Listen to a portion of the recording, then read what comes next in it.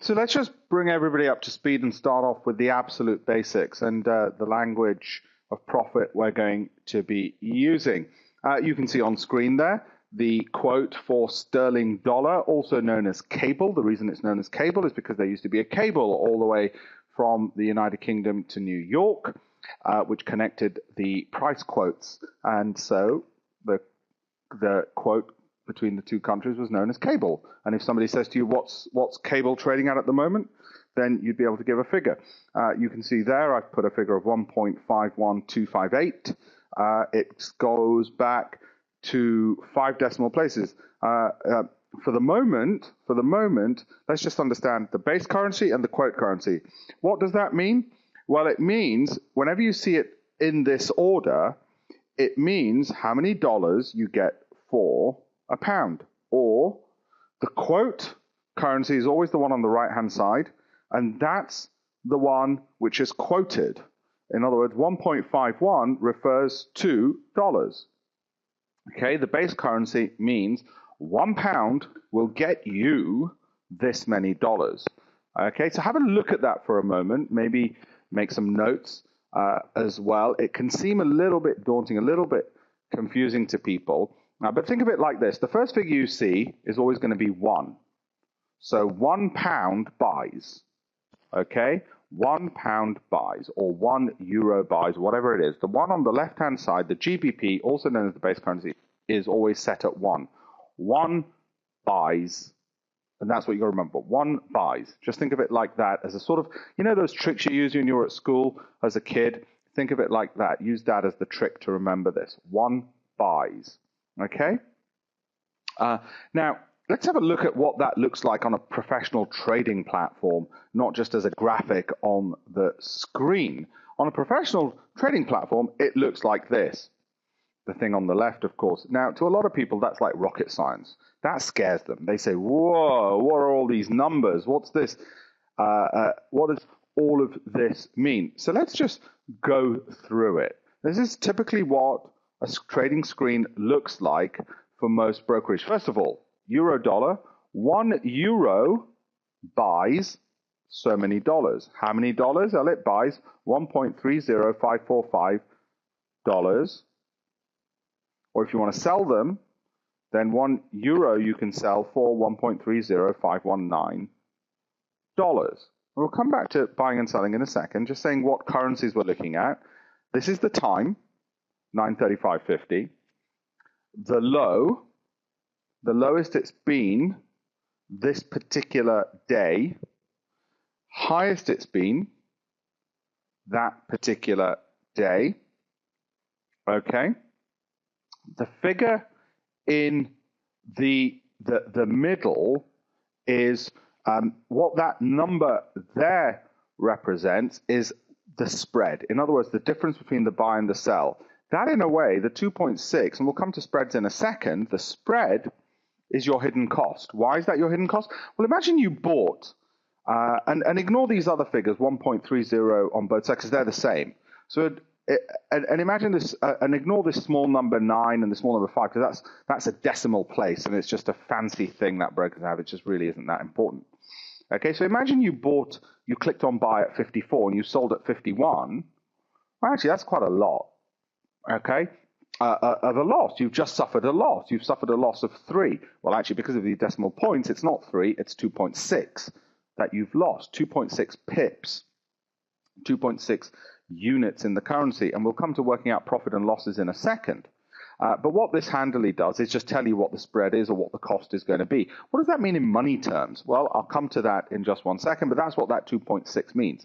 The high, as I said, is the highest this figure has been today, and the low is the lowest it's been today. And the reason you want to know that, well, some people want to know it just so they get an idea of where things are sitting as they're trading. Okay? So that's that.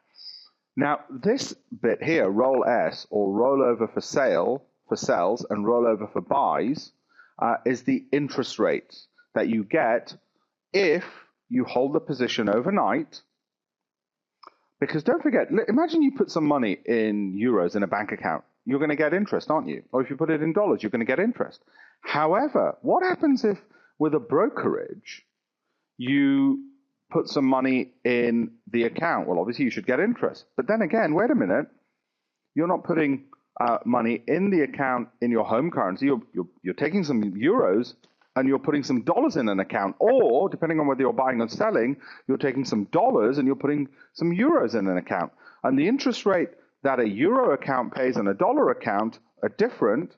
So you've got to subtract one from the other and work out what a day's worth of overnight interest is.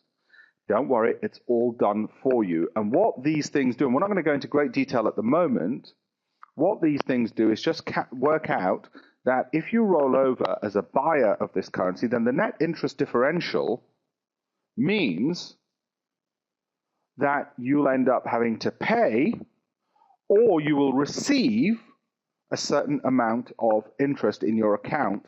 Don't worry. Unfortunately, the level of interest you get is so small each day that it's hardly worth worrying too much about. It's not worth certainly doing just for the interest rate because the moves in the currency will swamp any of that. But it's just to explain to you what this rollover figures mean. They mean the interest you're going to get between what a dollar and a euro gets, or you're going to have to pay depending on whether you're buying or you're selling. I know it sounds really complicated, like a lot of rocket science.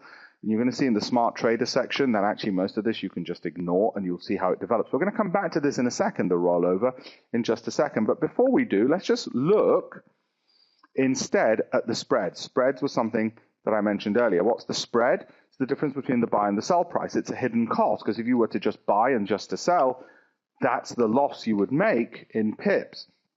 Now you might say, wait a minute, Alpesh, there's a lot of different currency pairs and they all have different spreads. And not only that, they have them based upon whether there's a dealing desk, no dealing desk, or something called active trader. This is a screen from a typical broker. Brokers will charge you different amounts of spreads because that's where they make their money. Just like the currency exchange at the airport, they make their money in between buying and selling you currencies, not by charging you a commission, but you can almost think of it like a commission, but the difference between the buy and the sell price. Now, why are these figures all different? Well, because many brokers will say, if you're an active trader, in other words, for instance, you do 500 trades in a week, they'll give you lower spreads. Why? Well, because they're still making lots of money from you because you're trading so frequently. So you'd have to work out with the broker, and we'll have a whole lecture on which brokers are good and which ones and how you pick them and so on. But you can see there they can have very low spreads. That's very nice because that means your hidden cost is minimal. It can be as little as half a pip on something like dollar yen. Okay? Now, what about dealing desk and no dealing desk? Well, no dealing desk means that you're going to go straight into the electronic marketplace without any person at the other end placing any trades through the broker or whatever. You're not going to be speaking to anybody. You're not going to be going through their manual processes. Now, you might say, well, everybody would want to do that, wouldn't they? Just go straight into the electronic exchange place. Yes, but the spreads are higher. Why are the spreads higher than with the dealing desk when you go through the broker? Because when you go through the broker, they're going to make their money through other ways. In other words, they might quote you prices which, although the spreads are smaller, might not be as good as the buy price as when you go through the no dealing desk. Personally, I'd rather go through no dealing desk and pay more pips. Let me just explain that again. When you go through the dealing desk and a human, they might not sell something to you for 54. They might sell it to you for 55 and charge you 1.5 pips. Well, which would you rather have? 1.5 pips and a price of 55, or a price of 54 and 2.5 pips? You might say, well, that's the same because it's a 1 pip difference. It is. I'd rather just trade directly, no dealing desk. Of course, actually, I'd rather just be an active trader and have these very small pips and trade on high volume. But that was just to explain you some of the basics. Now, let's just remind ourselves why we're doing all of this. We're doing all of this for this reason, okay? Because exchange rates change. 1 euro can go from 1.33 to 1.48. As it rises, we make profit. We just bought at $1.33. We sold at $1.48. Great. We made some money. We made some profit because there was a difference between the two. As we move on, I'm going to explain more of the jargon and place a trade so you can understand this. At the moment, I know it seems like a heck of a lot of information to take in. What I suggest is you go through all the lectures in the module and then return to it so then you'll see how everything fits into place.